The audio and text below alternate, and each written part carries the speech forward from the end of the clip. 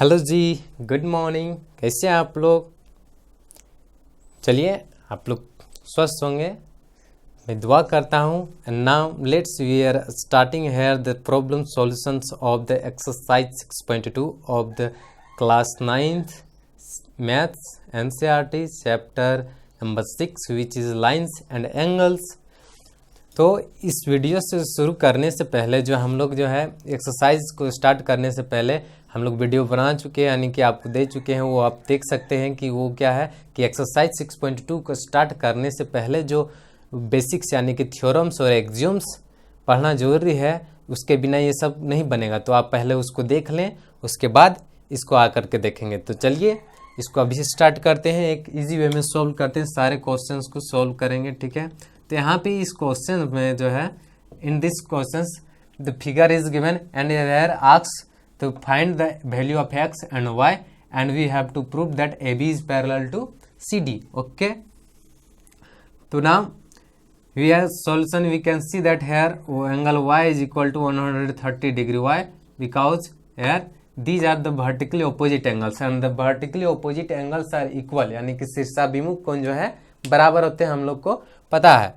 when two lines intersect each other, and we can see that here two lines intersect each other, यानी कि दो रेखाएं एक दूसरे को प्रतिच्छेद करती है तो शीर्षाभिमुख कोण बराबर होते हैं। तो यहाँ पे ये रीजन लिख लेंगे। रीजन यहाँ पे क्या लिखेंगे? शीर्षाभिमुख कोण बराबर होते हैं, यानी कि vertically opposite angles are equal. Then again we can say that x plus 50 is equal to what? 180 degree. What is the reason here?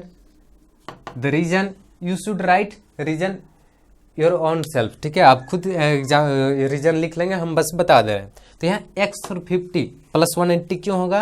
क्योंकि यहाँ पे देखिए ये एक लाइन है और उसमें एक रे, यानी कि एक किरण खड़ा है एक रेखा पर। तो जो आसन कोण बन रहा है, दो आसन कोणों का क्या होता है? 180 degree, because of linear pair. If a ray stands on a line then the sum of two adjacent angles formed is equal to 180 degree, which is nothing but x is equal to 180 minus 50, which gives the result x is equal to 130 degree. Okay, now we can here see that the here from equation 1 and we consider it equation 2, and now from equation 1 and 2 we say that the angle y is equal to 130 and angle x is equal to 130। तो हम लोग क्या लिख सकते हैं कि समीकरण 1 तथा फ्रॉम इक्वेशन 1 एंड 2, समीकरण 1 तथा 2 से यहाँ पे देखिए राइट हैंड साइड इक्वल है तो लेफ्ट हैंड भी इक्वल होगा, x is equal to y, ठीक है। और इसलिए जो है यहाँ पे क्या हो जाएगा? AB is but these are, देखिए x और y, इसको देख रहे हैं तो कैसा लग रहा है? अल्टरनेट इंटीरियर जैसा लग रहा है ना। तो यहाँ पे हम लोग लिख सकते हैं but these are alternate interior angle, alternate, यानी कि ये सब क्या है? एकांतर अंतों, दीज आर एकांतर अंतों कोण, अल्टरनेट इंटीरियर एंगल। ओके, इसलिए क्या हो जाएगा? AB is parallel to CD। अब यहाँ पर भी रीजन देना है। यहाँ का रीजन क्या होगा कि if a transversal intersect two lines such that the alternate interior angles are equal then the two lines are parallel. Okay, यानी कि यदि एक तिर्यक रेखा दो रेखाओं को प्रतिच्छेद करे तो अन्य वो दो रेखाएं एक दूसरे के समानांतर होती है, विच इज प्रूफ। ये रीजन यहाँ पे लिख लेंगे, है ना। यदि एक तिर्यक रेखा यदि एक तिर्यक रेखा दो रेखाओं को प्रतिच्छेद करे और एकांतर अंतःकोण बराबर हो तो दोनों रेखाएं एक दूसरे के समानांतर होती है, इसलिए समानांतर होगा। ये दोनों एकांतर अंतःकोण बराबर हो गया तो इसलिए दोनों समांतर हो गया। तो आते हैं क्वेश्चन नंबर 2 पे। क्वेश्चन नंबर 2 में क्या है? क्वेश्चन नंबर 2 में यहाँ पे ये फिगर गिवन है और यहाँ पे ये चीज गिवन है कि AB is parallel to CD, ये गिवन है AB parallel to CD and again CD parallel to EF, यानी कि CD पैरेलल टू EF, ठीक है। और y and ratio y of z ratio is 3:7 and we have to find the value of x। First we should here let y is equal to 3a and the z is equal to 7a. Okay, now you can see that here as AB is parallel to CD. What's the reason? AB is parallel to CD. The reason behind it is given है ना, यहाँ पे given है. Okay, and again CD is parallel to EF which is also given. ठीक है, तो हम लोग जानते हैं कि the two lines, if two lines are parallel to the same line, पिछले में हम लोग थ्योरम्स में पढ़ चुके, if two lines are parallel to the same line then the two lines will be parallel to each other. यानी कि ये देखिए इस तरह से हम लोग पहले पढ़ चुके n और m. If L is parallel to n and m is parallel to n then the L and m will be parallel to each other. Okay, so here the same case, AB is parallel to CD given and CD is parallel to F, so AB will become to parallel to EF. Reason यहाँ पे लिख लेंगे कि वे रेखाएं जो एक ही रेखा के समांतर हो, वे रेखाएं जो एक ही रेखा के समांतर हो, एक दूसरे के समानांतर होती है. यहाँ पे रीजन लिख लेंगे. तो यहाँ पे ये हो गया. तब जब ये parallel A B parallel E F हो गया तो हम लोग लिख सकते हैं कि angle x is equal to z. Angle x is equal to z. What is the reason here? यहाँ का रीजन क्या होगा? ये रीजन होगा कि अल्टरनेट इंटीरियर, ये पैरेलल ये है, ये एक ट्रांसवर्जल है, तो ये एंगल इस एंगल की इक्वल होगा. क्यों?